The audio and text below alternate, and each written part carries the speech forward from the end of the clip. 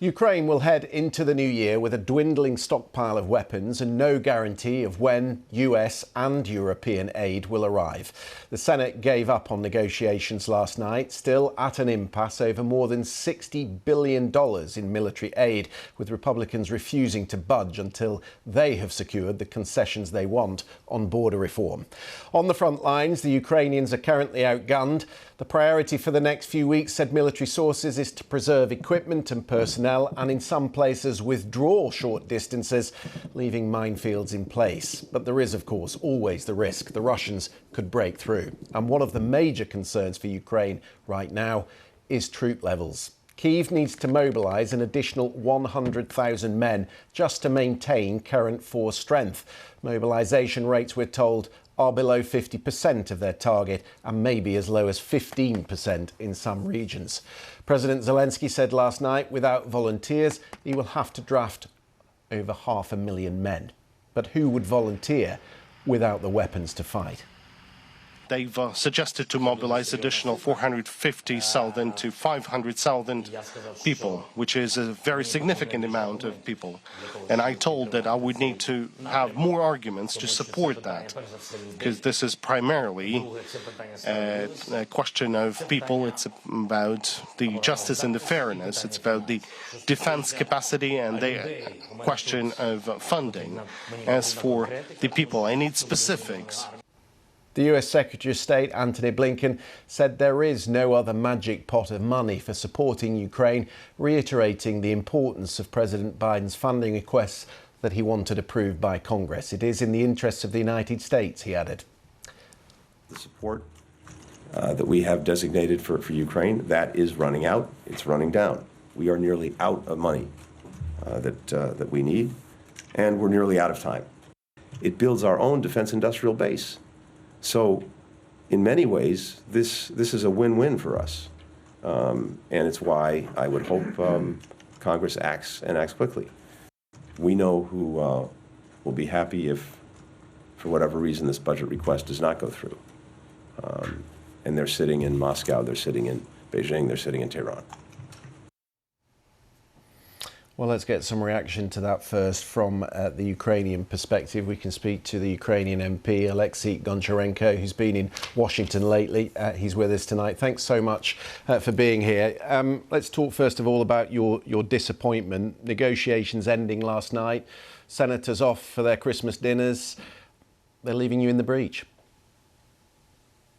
Yeah, it was clear already, like for me, 2 weeks ago, that before Christmas in this year, the decision will not be made. And now we're waiting for January when the US Congress and Senate will come back to their work. And I hope that one of the first things they will start to do will be this package, because this is not just about Ukraine. This is also in the best interest of the United States of America to continue to support Ukraine in order to restore international order and to secure and defend international law. The thing is, Alexei, they were meeting over the weekend and through this week to a hard deadline, which should have focused minds. Now they come back without such a deadline in the new year. How long can this go on until things really deteriorate quickly on the front lines? I should be frank with you. It's already hurting the situation, definitely. Ukraine is entering new year without understanding how we will finance our budget, because there is no decision from European Union still because of the veto of Mr. Orban, Hungarian Prime Minister. There is no decision about support from the United States because Ukraine became a hostage of internal political struggle in the United States and the presidential elections, which started very early this cycle in the United States. And also, we desperately need military supply. You can see how Putin feels himself emboldened. He feels that he outweighed the West and he can achieve success. That's what he feels at the moment. And we are in a hard situation. And with every day of delay, the situation is getting worse.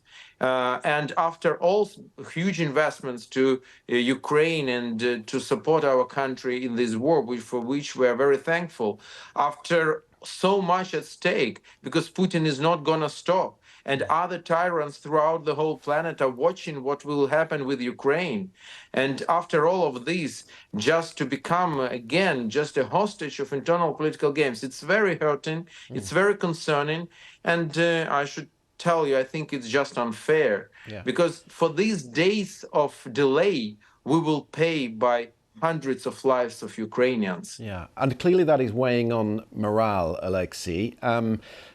President Zelensky wants volunteers, but who would volunteer when you're outgunned on the front lines 7-1? So it's not just about weapons, it's about getting the force up to full strength at a time when clearly Vladimir Putin has an endless appetite to feed people into the machine. You know, it's not a secret that Ukraine now is near 30 million population after these 2 years of awful war and with millions of people abroad. Russia has 150 million population, and that was from the beginning. And also, as you're absolutely right, Russia doesn't care about people, and Ukraine cares about people because we are a civilized country. So definitely, we can't win just by manpower. So to win, we need to have better weaponry because it's not just numbers. It's the most important how people are equipped, what weaponry do they have, how people are trained. And in all of this, we need support of our allies. And we had this support for 2 years, and we were told that this support will on as long as it takes, and as long as it needs. But did really West mean just 2 years? I hope not. And just I want to remind you also that it's not just a moral obligation or just international law or just things like this, but for United States of America and for the United Kingdom, there is also legal obligation because these two countries gave to Ukraine security guarantees in 1994 when Ukraine, for the first time and last time in human history, voluntarily gave up its nuclear weaponry. At that time, we had the third biggest nuclear arsenal in the world. And if we would have nuclear weaponry, we would never be attacked. And now we are attacked, and we are losing our people in thousands. And we need support, first of all, from the countries which were guarantees of these of our security.